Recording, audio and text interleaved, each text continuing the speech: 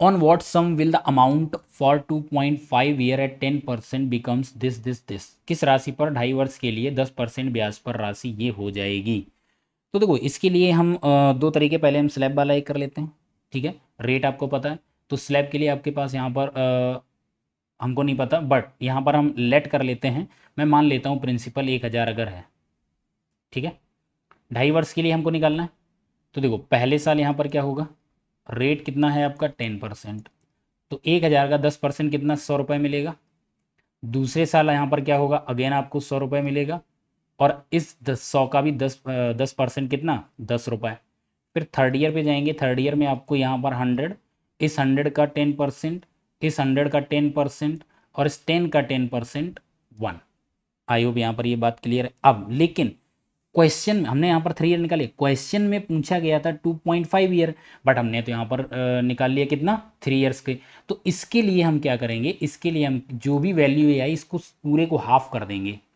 यहाँ पर हम कितना करेंगे, 100 के बजाय 50, ठीक है, हाफ ईयर हो जाएगा। यहाँ पर कितना आएगा, 5, और यहाँ पर ये कितना हो जाएगा, 5, और इस 1 का भी आपका हाफ हो जाएगा 0.5।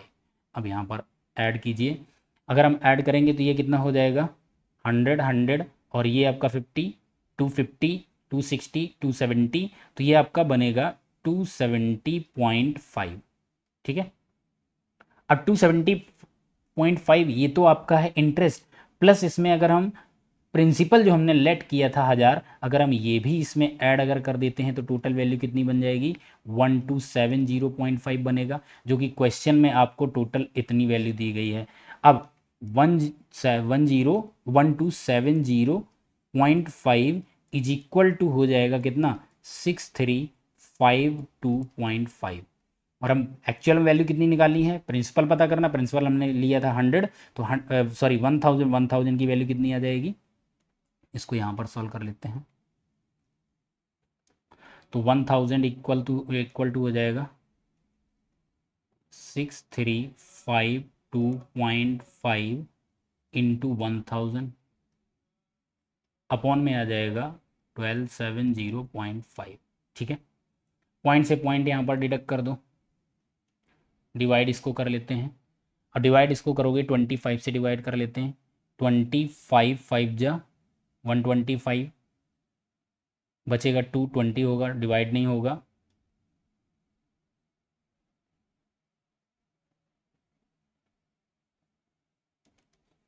5 से डिवाइड करते हैं, 5 2 जा 10, 5 5 जा 25, 5 4 जा 20, 5 1 जा 5, ठीक है। यहाँ पर इसको 5 से डिवाइड कर लो, 5 1 जा 5, 5 2 जा 10, 5 7 जा 35, 0 5 5 जा 25। इतनी बात यहाँ पर क्लियर है अच्छे से।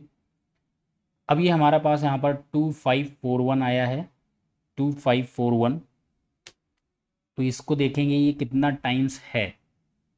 कहीं ना कहीं इसको अगर देखो तो ये कहीं ना कहीं 5 टाइम्स है। अगर हम 5 इसको डिवाइड करते हैं तो ये हमारा 5 बार डिवाइड हो जाएगा, ठीक है। इससे अगर हम करेंगे तो इसमें मल्टीप्लाई कर दीजिए, 5 1 जा 5, 5 4 जा 20, 5 5 जा 25, और 2 27, कैरी यहाँ पर हो जाएगा कितना, 2, 5 2 जा 10, और 2 12, यही मिल गया। दैट मीन्स ये पूरा 5 बार डिवाइड होगा, तो यहाँ पर आपका क्या आया, 5 इंटू 1000, आंसर आपका आ जाएगा 5000। ये बात अच्छे से क्लियर है, इसमें तो किसी को डाउट नहीं होगा, ठीक है। एक तो तरीका ये था, दूसरा देखो यहाँ पर रेशियो मेथड वाला, रेट ऑफ इंटरेस्ट कितना था, 10%, 10% का मतलब है आपका यहाँ पर 10% का यहाँ पर मतलब हो जाएगा 10 से 11, एक तरफ आपका प्रिंसिपल, एक तरफ आपका अमाउंट। पहले साल के लिए 10% ही रेट रहेगी, तो यहाँ पर हो जाएगा कितना, 10 से 11। दूसरे साल के लिए भी 10 से 11। अब देखो टाइम पूरा 1 ईयर नहीं, हाफ ईयर होगा, अगर टाइम हाफ है तो रेट भी हाफ हो जाएगी, यानी 5% की रेट हो जाएगी, और 5% इज इक्वल टू होता है कितना, 1/20, तो आपका यहाँ प्रिंसिपल बनेगा 20, और अमाउंट बन जाएगा 21। इसको यहाँ कैलकुलेट करोगे तो ये आपका बनेगा कितना, 2000, और इसको हम यहाँ पर कैलकुलेट करेंगे 121, 121 में 21 से मल्टीप्लाई करेंगे तो ये कितना बन जाएगा, ये आपका बन जाएगा 121 इंटू 21 कर लो, तो 21 बन जाए 21, 21 टू जा 42 और 2 यहाँ पर आ जाएगा 43, ठीक है, 4 4 आ जाएगा, 21 बन जाए 21 और कैरी का यहाँ पर 425 यानी 2541, ठीक है, 2541 यहाँ पर बनेगा। अब देखो ये आपका यहाँ पर बना और वो आपका क्वेश्चन का है, तो यहाँ पर आप कह सकते हो 2541 से वैल्यू एक्चुअल में है 6352.5, तो इससे हम कंपेयर कराएंगे तो कहीं ना कहीं ये 2.5 टाइम्स है। मेरा जो यहाँ पर प्रिंसिपल आया है, प्रिंसिपल मेरा कितना 2000 है, तो आप 2000 का क्या करोगे, 2000 इंटू 2.5, ये भी आपका 2.5 हो जाएगा। अगेन आप चेक करोगे आपका आंसर 5000 आ जाएगा, जो कि ऑप्शन नंबर सी यहाँ पे करेक्ट हो जाएगा।